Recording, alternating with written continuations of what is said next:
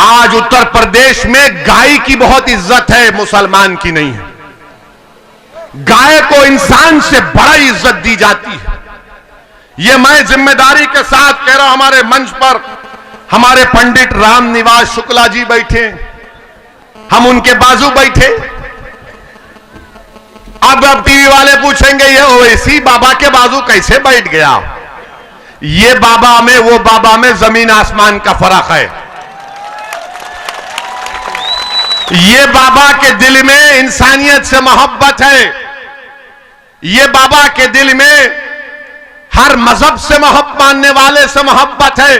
वो बाबा में मामला उल्टा है उनका। और ये बाबा नाम नहीं बदलना चाहते। ये बाबा ठोक दो की नहीं, ये दिल से लगाने की बात करते हैं। आपको मालूम कि 2018 में लक्ष्मणपुर गांव बलरामपुर जिले में सितंबर 2018 में ये जो अपने आप को गाय का रक्षक मानते हैं, वो एक शख्स को पीटना शुरू कर दिए, खूब मारना शुरू कर दिए।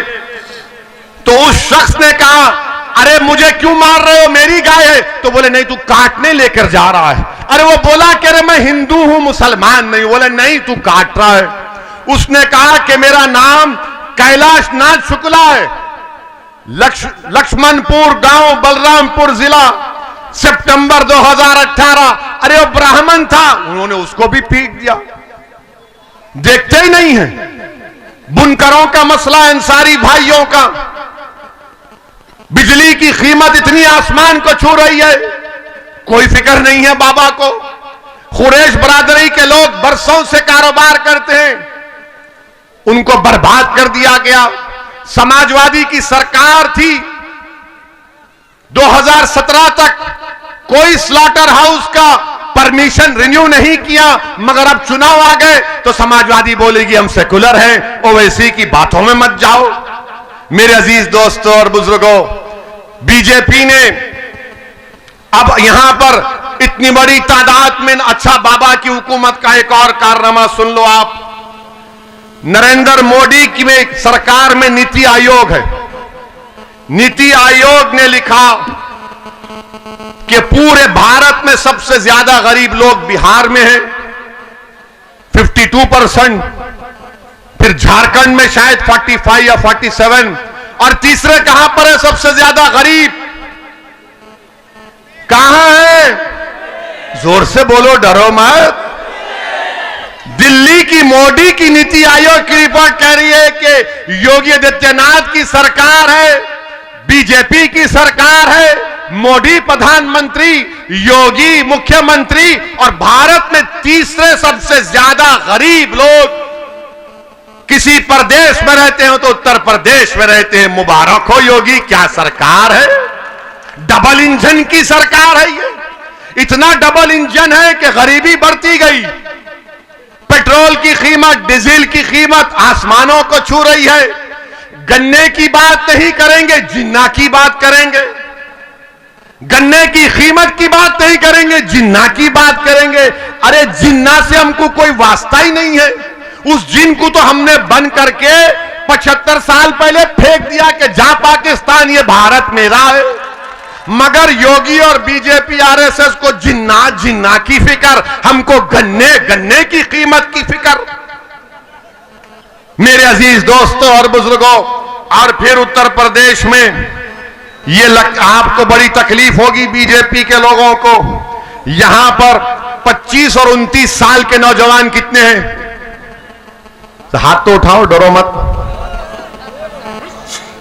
अच्छा, अब मेरी बात सुनो, हाथ नीचे रख लो। अटेंडेंस में आपका नाम लिखा गया। 25 और 29 साल के दरमियान में 2017 में 15% ऐसे बच्चों को नौकरी की जरूरत थी, 2017 में। अब 2021 में वो बढ़ते बढ़ते 23% हो चुके हैं। 25 और 29 साल के बच्चे, 23% को नौकरी की जरूरत है। तो योगी आदित्यनाथ और मोदी ने क्या किया? नौकरी मत कर, गाय रक्षक बन जाओ। नौकरी मत कर, मॉब लिंचिंग में लपेट जाओ।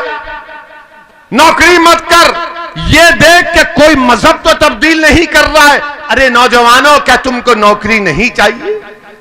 और फिर यहां पर आप ये भी बता दो कि यहां पर 20 और 24 साल के दरमियान में कितने नौजवान हैं?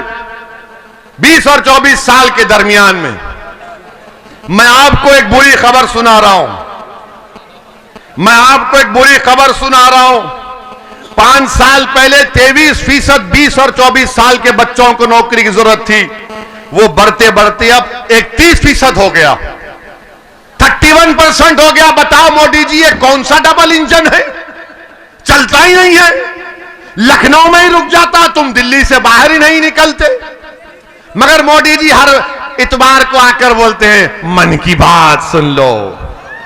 मन की बात यह है कि भारत के नौजवान के पास नौकरी नहीं है।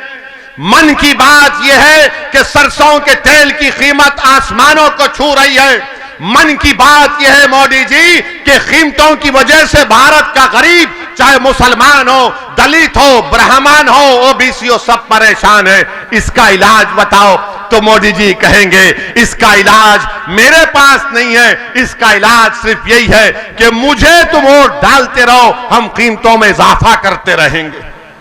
मेरे अजीज दोस्तों और बुजुर्गों, ये चुनाव बड़े ही अहम है।